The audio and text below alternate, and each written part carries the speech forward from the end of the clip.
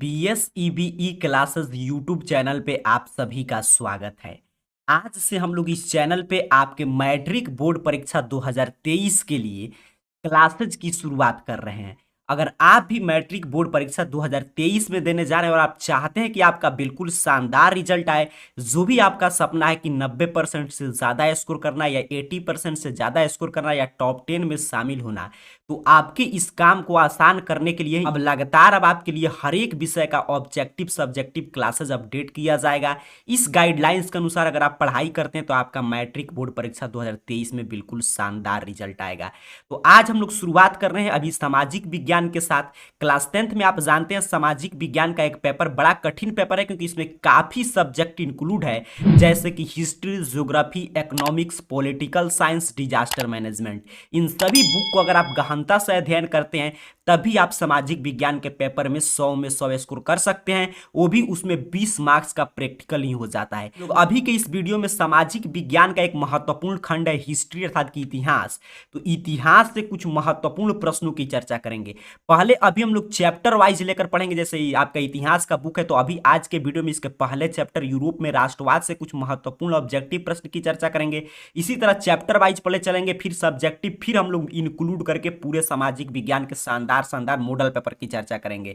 चलिए तो शुरुआत हो जाइए। काफी महत्वपूर्ण प्रश्न आ रहा है। अगर आप यूरोप में राष्ट्रवाद चैप्टर को तैयार करना चाहते हैं तो जो अभी के 21 प्रश्न मैं बता रहा हूं ऑब्जेक्टिव, इसको रट जाइए। इस बाहर इस चैप्टर में कोई प्रश्न नहीं आएगा। सभी प्रश्न क्विज के रूप में तैयार किया गया है, अर्थात कि प्रत्येक प्रश्न का आंसर देने के लिए आपको समय मिलेगा। तो पहला प्रश्न आ चुका है आपके स्क्रीन में। प्रश्न को पढ़िएगा, आंसर दीजिएगा निश्चित समय के अंदर। कभी भी क्लास को देखें, आंसर दीजिए। नहीं मालूम है तो सही आंसर आएगा, उसे याद करते चलिएगा। पहला प्रश्न आपके इतिहास के पहले चैप्टर यूरोप में राष्ट्रवाद से आपके स्क्रीन पे ये रहा कि वियना कांग्रेस कब स्थापित हुआ। आपसे पूछ रहा है कि वियना जो कांग्रेस अर्थात कि सम्मेलन हुआ था वो कब हुआ था। ऑप्शन आपके सामने है 1815 में, 1818 ईस्वी में, 1800 आपके 20 ईस्वी में या 1848 ईस्वी में। इस प्रश्न का सही जवाब देने के लिए आपके पास 5 सेकंड का समय है, जो समय शुरू होता है अब।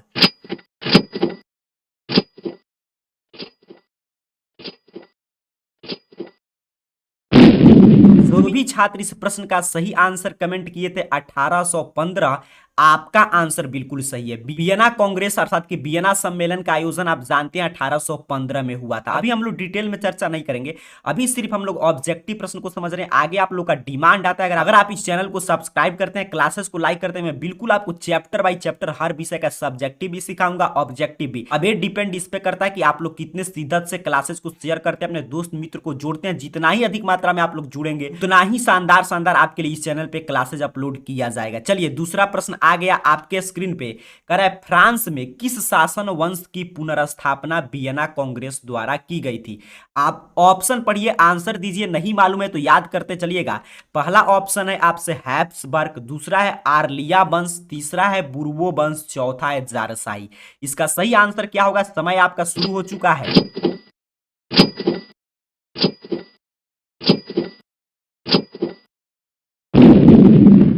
तो जो भी विद्यार्थी इस प्रश्न का सही आंसर कमेंट किए थे कि फ्रांस में बुर्बो वंश शासन की स्थापना जो हुआ था वियना कांग्रेस के द्वारा, इसका पुनर्स्थापना किया गया था, आपका आंसर बिल्कुल सही है। अभी ऑब्जेक्टिव का आंसर दीजिए। नहीं मालूम है तो याद करते चलिए। क्विज के रूप में इसीलिए हम लोग चर्चा करें ताकि आपको एक अच्छा अंदाज में पढ़ने का मौका मिले और आपका खुद से टेस्ट हो, आपको पता चले कि आपकी तैयारी किस स्तर की है। और सभी महत्वपूर्ण प्रश्न अगर आपको उत्तर देने में दिक्कत हो रहा होगा तो प्रश्न को याद करते चलिएगा। तीसरा प्रश्न आ चुका है आपके स्क्रीन पे। कह रहा है मेजनी का संबंध किस संगठन से था। सभी महत्वपूर्ण प्रश्न है। ऑप्शन आपके सामने है लाल सेना से, कि कार्बोनरी से, कि फिलिप हेंटेरिया से, कि डायट से। जल्दी से आंसर दीजिएगा।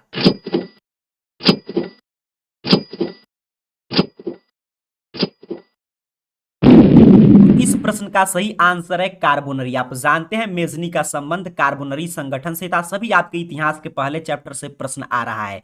नेक्स्ट महत्वपूर्ण प्रश्न आपके लिए ये रहा कि इटली एवं जर्मनी के एकीकरण के विरुद्ध निम्न में से कौन था। आपको बताना है कि इटली और जर्मनी के एकीकरण के विरुद्ध निम्न में से कौन सा देश था। एकीकरण के बाधक तत्व आपको पढ़ना है, उसी से प्रश्न है। पहला ऑप्शन है इंग्लैंड, दूसरा है रूस, तीसरा है ऑस्ट्रिया, चौथा है पर्सा। जल्दी से निश्चित समय के अंदर इसका सही ऑप्शन कमेंट कर दीजिए।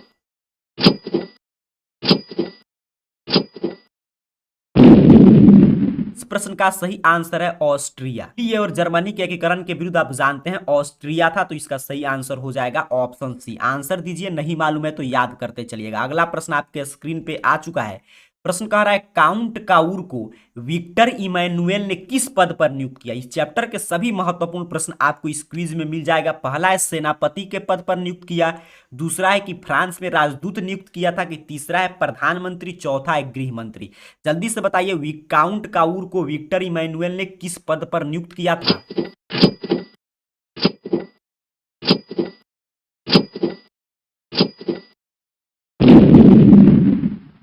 तो इस प्रश्न का सही आंसर है ऑप्शन सी। जो भी विद्यार्थी कह रहे हैं कि प्रधानमंत्री के पद पे नियुक्त किया था, आपका आंसर बिल्कुल सही है। देखिए जो आपका हिस्ट्री का बुक है उसको बार बार आपको पढ़ जाना है। आप दो चैनल से जुड़े रहिए, AR करियर पॉइंट और ये जो नया चैनल आपके लिए क्रिएट किया गया है BSAB ई क्लासेज, उस चैनल पे हम आपको पूरा रणनीति बनाते हैं और इस चैनल पे उसी माध्यम से अगर आप लोग का डिमांड आता है तो बैक टू बैक क्लासेज लाकर तैयारी करा देंगे। ऑब्जेक्टिव सब्जेक्टिव सभी हम लोग पढ़ेंगे, बस जो जो क्लास आएगा उतना आपको तैयार करना है।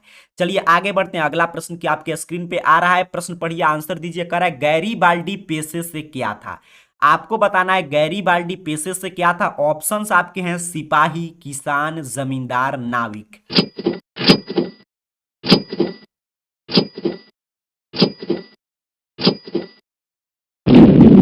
काफी शानदार, मैं देख रहा हूं काफी विद्यार्थी सही सही आंसर दे रहे हैं। कभी भी क्लास को देखें, इसका आंसर जरूर कमेंट कीजिएगा। इसका सही आंसर था ऑप्शन डी, नाविक। गैरीबाल्डी पेशे से क्या था, नाविक। सीधे सीधे आपके बुक से सभी प्रश्न है। अगला प्रश्न है जर्मन राइन राज्य का निर्माण किसने किया था। जर्मन राइन जो जर्मन संघ का निर्माण हुआ था, उसका निर्माण किसने किया, यही प्रश्न पूछा गया है। लुई 18वां ने, नेपोलियन बोनापार्ट ने, नेपोलियन तृतीय ने, बिस्मार्क ने।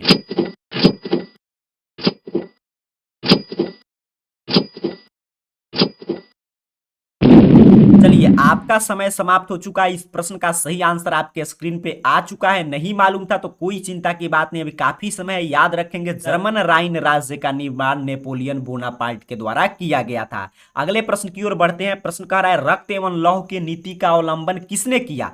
काफी महत्वपूर्ण प्रश्न है। यूरोप में राष्ट्रवाद से जो जो महत्वपूर्ण प्रश्न है, जो आपके 2023 के पेपर में देखने को मिल सकता है, उन सभी प्रश्नों का मैं इस वीडियो में चर्चा कर दे रहा हूं, ताकि आपको खुद से इसके देखिए क्विज के माध्यम से तो आपको पता चल रहा है कि आपकी तैयारी किस स्तर की है। उसके साथ साथ इसका सही आंसर याद करेंगे तो आपका ऑब्जेक्टिव पे कमांड भी होगा। प्रश्न पूछा था कि रक्त एवं लौह की नीति का अवलंबन किसने किया। ऑप्शंस आपके सामने है, मेजनी, हिटलर, बिस्मार्क, विलियम प्रथम।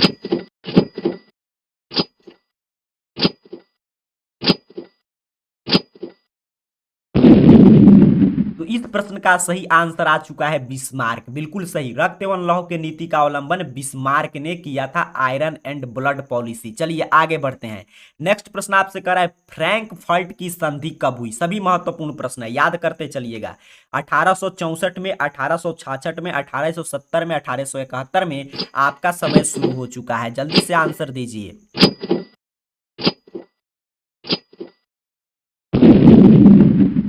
इस प्रश्न का सही आंसर है 1871। फ्रैंकफर्ट की संधि 1871 में हुआ था। डिटेल में अगर आप लोग का डिमांड आता है, आप लोग क्लासेस को लाइक करते हैं, अपने दोस्त मित्र के पास शेयर करते हैं, इस चैनल से अधिक अधिक लोगों को जोड़ते हैं, तो आपके लिए हम लोग पूरा, आपका डिमांड आएगा तो पूरा बुक में आपको पढ़ा दूंगा सब्जेक्टिव। उसके बाद फिर हम लोग ऑब्जेक्टिव की और चर्चा कर लेंगे। फिलहाल अगले प्रश्न की ओर बढ़ेंगे। अगला प्रश्न है कि सन 1870 में फ्रांस और पर्सा के बीच युद्ध कहां हुआ था, आपको बताना है। ऑप्शन है सेडोन में, ऑप्शन बी है सेडेवा में, ऑप्शन सी है साइडान में, ऑप्शन डी है फ्रैंकफर्ट में। आपका समय शुरू हो रहा है। आपको सिर्फ सही ऑप्शन कौन सा सही होगा ABCD कमेंट कर दीजिए।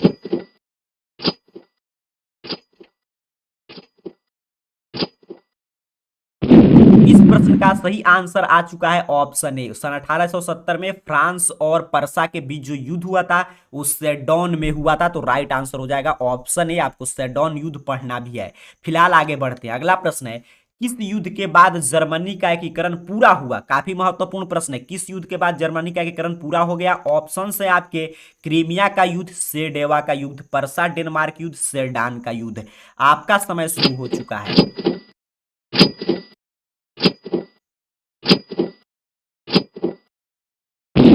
इस प्रश्न का सही आंसर है सेडोन का युद्ध। सेडोन के युद्ध के बाद जर्मनी का एकीकरण पूरा हो गया। आंसर देते चलिए, नहीं मालूम है तो याद करते चलिएगा। अगला प्रश्न कह रहा है यूरोप का मरीज किसे कहा जाता था। काफी बार बिहार विद्यालय परीक्षा समिति ने इस प्रश्न को पूछा है कि यूरोप का मरीज किसे कहा जाता था। ऑप्शन है रूस को, जर्मनी को, तुर्की को, यूनान को। आपका समय शुरू हो चुका है।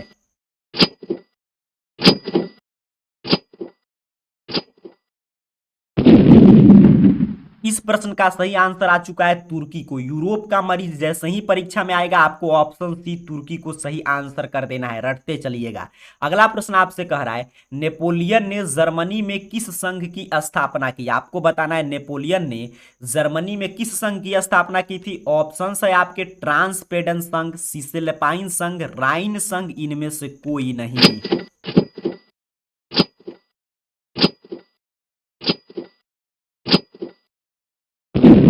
इस प्रश्न का सही आंसर है ऑप्शन सी। अभी कुछ देर पहले पीछे हम लोग चर्चा कर रहे थे कि जर्मन राइन संघ का निर्माण किसने किया था, नेपोलियन ने। तो वही पूछ रहा है नेपोलियन ने जर्मनी में किस संघ की स्थापना की, तो राइन संघ की स्थापना की। कोई कंफ्यूजन नहीं, क्लास में ध्यान रखिए। अगर आपको टॉपर बनना है तो बस सही दिशा में लगकर तैयारी करने की आवश्यकता है। चलिए आगे बढ़ेंगे, अगले प्रश्न की बात करेंगे। प्रश्न कह रहा है यंग यूरोप की स्थापना किसने की थी। आपको बताना है यंग यूरोप नामक संस्था की स्थापना किसने की। काफी बार पूछा गया प्रश्न है।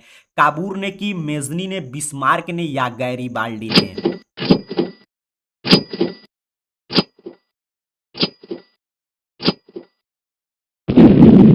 तो इस प्रश्न का सही आंसर है मेजनी ने। आपको याद रखना है यंग यूरोप नामक संस्था की स्थापना मेजनी ने किया था। चलिए आगे बढ़ते हैं। अगला प्रश्न कह रहा है यूरोपीय सभ्यताओं का पालना किसे कहा जाता था। काफी महत्वपूर्ण प्रश्न है। ऑप्शन है इटली को, ऑप्शन बी है फ्रांस को, सी पर है हंगरी को, डी है यूनान को। कौन सा सही ऑप्शन है, जल्दी से आंसर कमेंट कीजिए।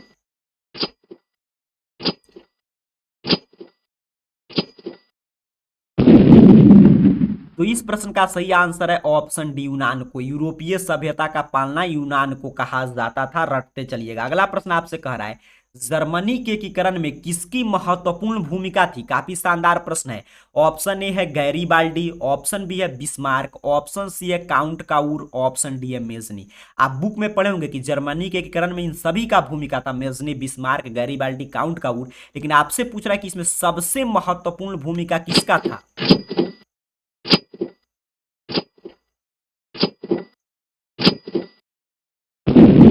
तो इस प्रश्न का सही आंसर है ऑप्शन बी। इस चारों का, ऐसे तो हम देखें तो इन चारों का योगदान था जर्मनी के एकीकरण में, लेकिन बिस्मार्क की भूमिका सबसे महत्वपूर्ण था। चलिए आगे बढ़ते हैं, अगले प्रश्न की बात करते हैं। प्रश्न कह रहा है एड्रियानोपल की संधि कब हुई। ऑप्शंस आपके हैं 1828, 1829, 1830 और 1831। कौन ऑप्शन सही है, एबीसीडी आपको कमेंट कर देना है निश्चित समय के अंदर।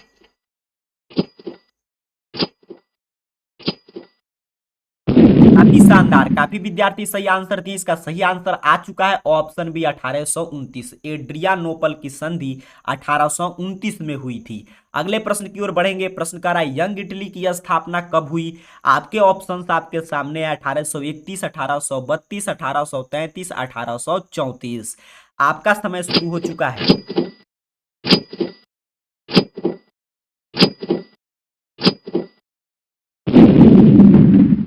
इस प्रश्न का सही आंसर आ गया है ऑप्शन ए 1831। देखिए दो संस्था जो मेजनी के द्वारा स्थापित किया गया था, यंग इटली और यंग यूरोप, इन दोनों संस्था को आपको याद रखना है कि यंग इटली और यंग यूरोप का संस्था का उद्देश्य क्या था। जैसे ही पूछता है एग्जाम में तो यंग इटली संस्था का उद्देश्य था इटली का एकीकरण करना, यूरोप और यंग यूरोप नामक संस्था का उद्देश्य था यूरोप का एकीकरण करना। और इन दोनों संस्था की स्थापना आपको याद रखना है मेजनी के द्वारा किया गया था। यंग इटली की स्थापना पूछा था तो रट जाइएगा, 1831 में मेजनी के द्वारा किया गया था। अगला प्रश्न देखिए आपको मिल गया यंग यूरोप से लेकर कि यंग यूरोप की स्थापना कब हुई। इसका ऑप्शन आपका प्रीवियस ऑप्शन के जैसा है 1831, 1832, 1833, 1834। जल्दी से इसका ऑप्शन एबीसीडी जो आपको सही लग रहा है आंसर कमेंट कीजिए।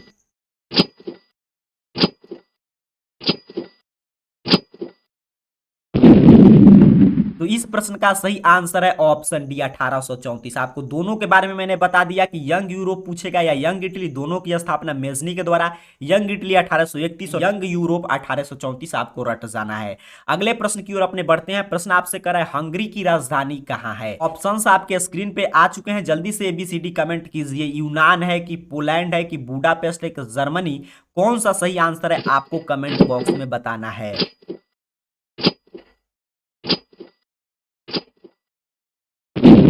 इस प्रश्न का सही आंसर है ऑप्शन सी, की राजधानी बुडापेस्ट है। आपको रट जाना है, आपके बुक का ये सबसे महत्वपूर्ण प्रश्न है। अगला प्रश्न आपसे कह रहा है हीगेल कौन था। ये भी बिहार बोर्ड कई बार पूछ चुका है, हीगेल कौन था। ऑप्शंस आपके हैं राजनीतिज्ञ, दार्शनिक, कूटनीतिज्ञ, इनमें से कोई नहीं।